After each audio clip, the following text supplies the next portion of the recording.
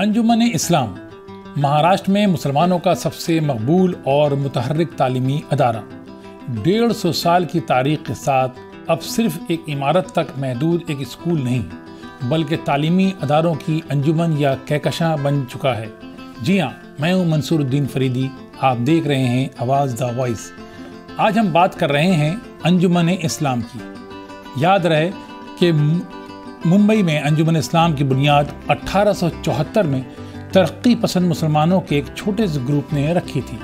مقصد تھا مسلمان طبقے کی تعلیم اور سماجی حیثیت کو فروغ دینا، بہتر کرنا۔ اس گروپ کی قیادت کوئی اور نہیں بلکہ ڈاکٹر بدرالدین طیب جی کر رہے تھے، جو انڈین نیشنل کانگریس کے تیسرے صدر اور ممبئی ہائی کورٹ کے پہلے قائم مقام چیف جسٹس تھے۔ علی گڑھ مسلم یونیورسٹی کے قیام سے ایک سال قبل 21 فروری 1874 کو ممبئی میں پہلے اردو میڈیم اسکول انجمن اسلام قائم کرنے کا فیصلہ ہوا تھا۔ آپ کو بتا دیں کہ انجمن اسلام کے صدر ظہیر قاضی ہیں، جنہیں یوم جمہوریہ کے موقع پر ان کی 40 سالہ تعلیمی جدوجہد کے لیے پدم شری ایوارڈ سے نوازا گیا ہے۔ وہ پیشے سے ایک ڈاکٹر ہیں، لیکن انہوں نے اپنے میڈیکل پروفیشن کے ساتھ تعلیمی تحریک سے جڑنے کا فیصلہ کیا تھا، جبکہ پچھلے 15 سال سے میڈیکل پروفیشن کو 1/4 وقت دیا ہے، جبکہ تعلیمی تحریک یعنی کہ انجمن اسلام کو 1/3۔ ان کی زندگی کا بڑا مقصد تعلیمی ترقی ہے۔ اگر بات کریں تعلیمی تحریک کی تو ڈاکٹر ظہیر قاضی کا کہنا ہے کہ تعلیمی تحریک کا حصہ بننا میرا شوق تھا، جو اب جنون کی شکل اختیار کر چکا ہے۔ میں اپنے میڈیکل پروفیشن میں بہت مصروف تھا، کئی اسپتالوں کے ساتھ مختلف میڈیکل اداروں سے میری وابستگی رہی اور اب بھی ہے، لیکن میں نے اس بات کو محسوس کیا تھا کہ قوم کو تعلیمی سطح پر بیدار کرنے کے ساتھ صحیح ڈگر پر لانے کا کام بھی بہت ضروری ہے، اس لیے وقت دینا بھی بہت ضروری تھا۔ اس سوچ اور فکر کے ساتھ میں انجمن اسلام کے ساتھ جڑ گیا۔ پہلے ممبر بنا، پھر جنرل سیکریٹری اور اس کے بعد صدر کا عہدہ ملا، جس پر میں پچھلے 15 سال سے فائز ہوں۔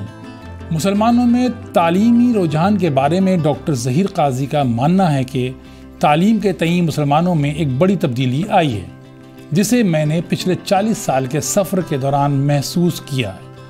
سوچ میں یہ تبدیلی ہے اس تحریک کی کامیابی کا سبب، ورنہ ہمیں پرانے متحرک اداروں میں طلباء کی زیادہ گنجائش پیدا نہ کرنا ہوتی اور نہ ہی نئے ادارے بنانے کی ضرورت ہوتی۔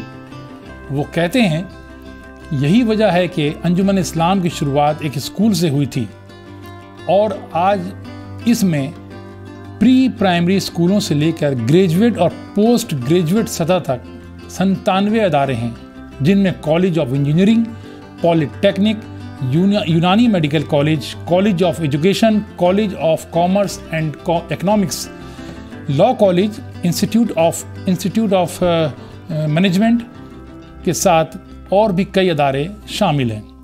انجمن اسلام میڈیکل کالج قائم کرنے کا پلان بنا رہا ہے، جس کا پلان شولہ پور میں تیار کیا جا رہا ہے۔ اس کے ساتھ ہی انہوں نے ایک اہم مدعے پر روشنی ڈالی ہے کہ اگر ہم بات کرتے ہیں خواتین کی حصہ داری کی، تو جہاں خواتین کو ضرورت کے مطابق ہنر سکھانے کا منظم انتظام کیا گیا ہے، وہیں انجمن اسلام کے 97 اداروں میں سے 70% ٹیچرز خواتین ہیں، تو 45% طالبات ہیں، جبکہ 2 یتیم خانوں کی ذمہ داری انجمن اسلام کے کندھے پر ہے۔ بات صرف زندگی کے لیے سایہ مہیا کرنے اور شادی کرانے تک محدود نہیں ہے، بلکہ ان بچیوں کو تعلیم کے ساتھ روزگار سے جوڑنے کا بھی کام کیا جا رہا ہے۔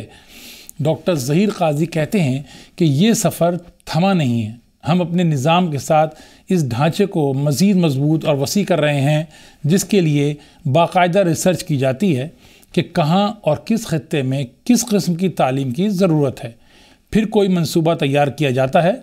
انجمن اسلام کا نیا ہدف نئے کیمپس میں 10 سے 12 ہزار سے زیادہ اسٹوڈنٹس کی گنجائش نکالنا ہے۔ بائک اللہ کے صابو صدیق کالج کیمپس میں ایک جدید ترین عمارت کا سنگ بنیاد رکھا جائے گا۔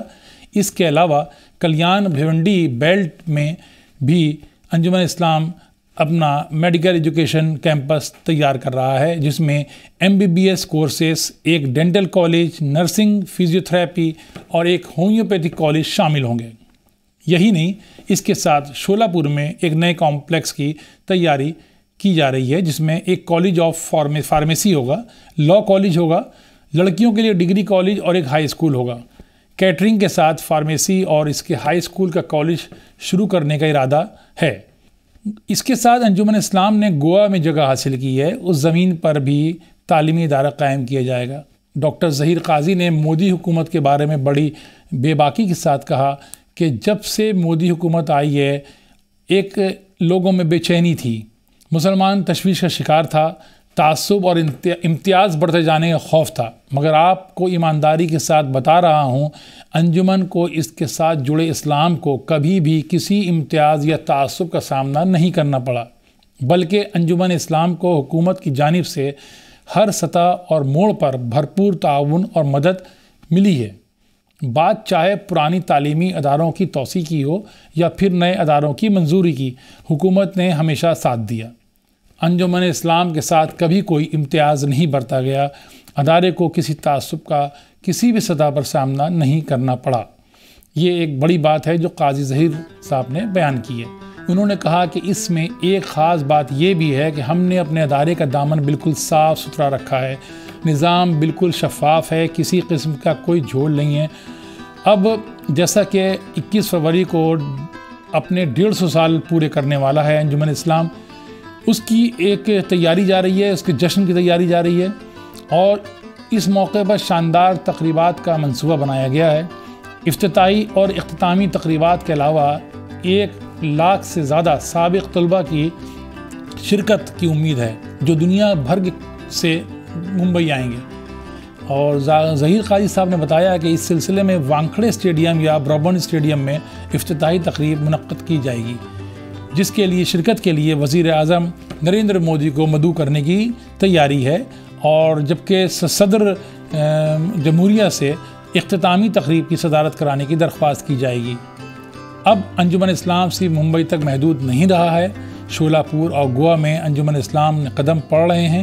اہم بات یہ ہے کہ اب شمالی ہند میں بھی انجمن اسلام سے نئی شاخیں قائم کرنے کی پیشکش کی جا رہی ہے۔ اس سلسلے میں ظہیر قاضی صاحب کا کہنا ہے کہ ادارے صرف عمارت سے قائم نہیں ہوتے ہیں، جس کی مثال انجمن اسلام خود ہے۔ امید ہے کہ ہم نئے پروجیکٹس میں جب بھی پہل کریں گے تو اس کو بہت اچھی طرح سے سوچ سمجھ سے کریں گے، تاکہ جس علاقے میں ہم قدم رکھیں وہاں تعلیمی طور پر ایک نئی تحریک جنم لے سکیں۔ امید ہے آپ کو انجمن اسلام پر یہ پیشکش پسند آئی ہوگی۔ آپ سے درخواست ہے کہ آواز دا وائس کو لائک کریں اور سبسکرائب کریں۔ الوداع۔